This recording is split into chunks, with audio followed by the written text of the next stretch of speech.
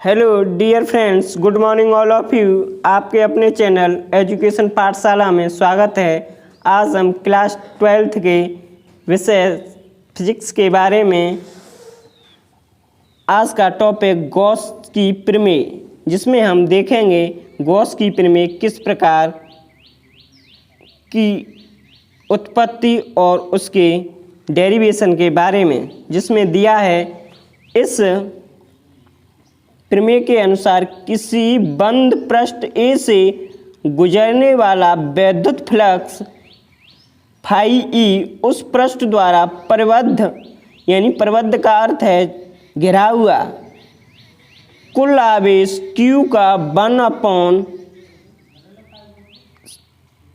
1/एप्सिलॉन not गुना होता है।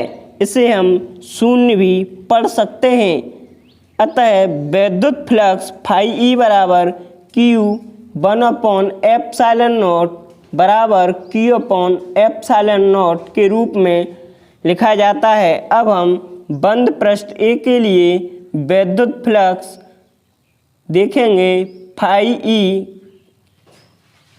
बराबर phi E vector dot D A vector, जिसमें फाई ई बराबर समाकलित रूप vector E dot D A vector बराबर Q/एप्सिलॉन नॉट, जहाँ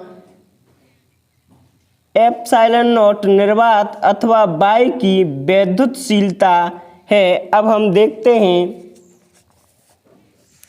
इस चित्र में, जिसमें दिखाया गया है कोई परिबद्ध, ये जो दिखाई दे रहा है चारों ओर का घेरा, यह एक परिबद्ध क्षेत्र है तथा कोई बिंदु O लिया गया है जिस पर आवेश Q और इसके द्वारा बना घनकोण d ओमेगा के द्वारा प्रदर्शित किया गया है तथा O से इस P बिंदु तक की दूरी को, जो बिंदु P को यहाँ दिखाया गया है की तक की दूरी r के द्वारा तथा इस लंबवत रेखा के साथ कोण बनाने वाला E वेक्टर तथा dA वेक्टर थीटा कोण अंतरित करते हैं। अब हम देखते हैं इसकी उत्पत्ति के बारे में, जहाँ लिखा है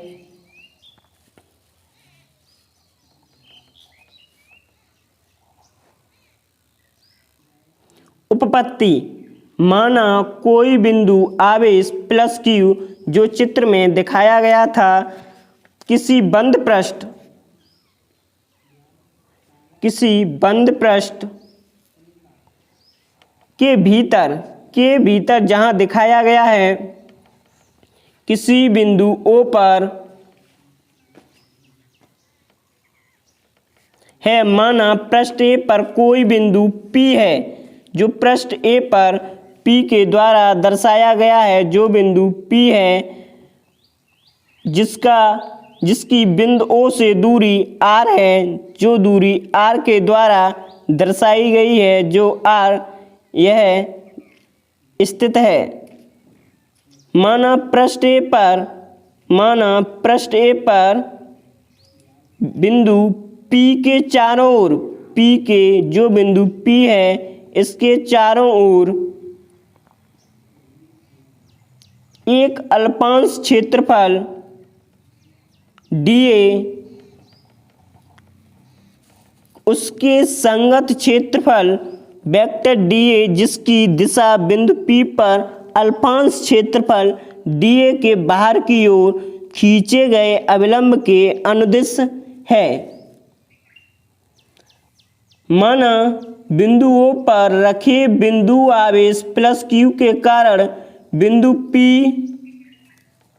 पर वैद्युत क्षेत्र की तीव्रता, जो E बराबर 1/4 एप्सिलॉन नॉट Q/r² है, जिसे हमने समीकरण 1 के द्वारा दर्शाया है। अब हम देखते हैं यदि वैद्युत वेक्टर E वेक्टर तथा वैद्युत वेक्टर को जहां E के द्वारा तथा क्षेत्रफल वेक्टर जो dA के द्वारा के बीच कोण थीटा जो दर्शाया गया है,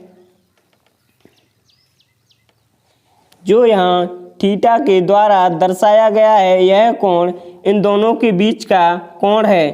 विद्युत फ्लक्स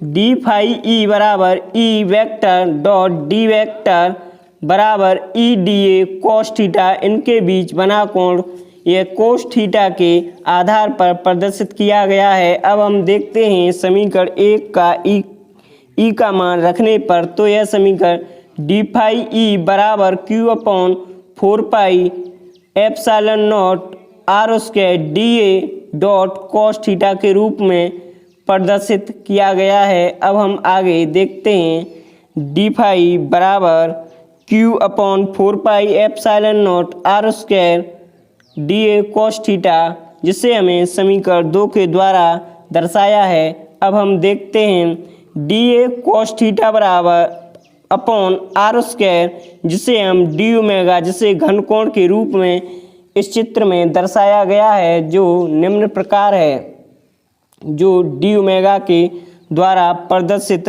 किया गया है। अब हम देखते हैं आगे की तरफ डी ओमेगा, जहाँ डी ओमेगा अल्पांश क्षेत्रफल डी ए द्वारा बिंदुओं पर अंतरित घन कोण है, तथा समीकरण 2 से डी फाई ई बराबर जो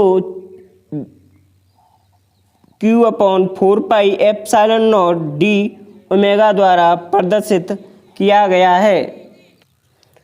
अतः बिंदु आवेश Q के कारण संपूर्ण पृष्ठ A से बाहर की ओर निकलने वाला विद्युत फ्लक्स जो E के द्वारा, जो फाई ई के द्वारा दर्शाया गया है, जिसे close integral d phi E बराबर close integral Q upon 4 pi epsilon naught d omega, जो एक घन कोण के रूप में प्रदर्शित किया गया है, जो निम्न प्रकार है, जो यह दर्शाया गया है।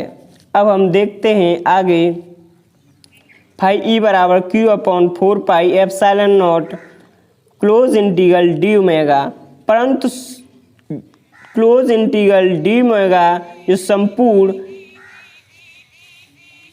इसके द्वारा एक क्षेत्र द्वारा लिए गए कोण को दर्शाया गया है। अब हम देखते हैं संपूर्ण बंद पृष्ठ के क्षेत्रफल A द्वारा बिंदु O पर अंतरित कुल घन कोण है, अर्थात क्लोज इंटीग्रल डी ओमेगा बराबर 4 पाई, जो दर्शाया गया है इस चित्र में। अब हम देखते हैं इसके द्वारा विद्युत फ्लक्स फाई ई बराबर क्यू अपॉन एप्सिलॉन नॉट है। अब हम इस गॉस की प्रमेय के अगले निम्न प्रकार के बनने वाले प्रश्नों को आगे वीडियोस में अपलोड करेंगे। इस प्रकार के वीडियोस को देखने के लिए हमारे चैनल को विजिट करें और इस वीडियो को कंप्लीट रूप से देखें। Thank you.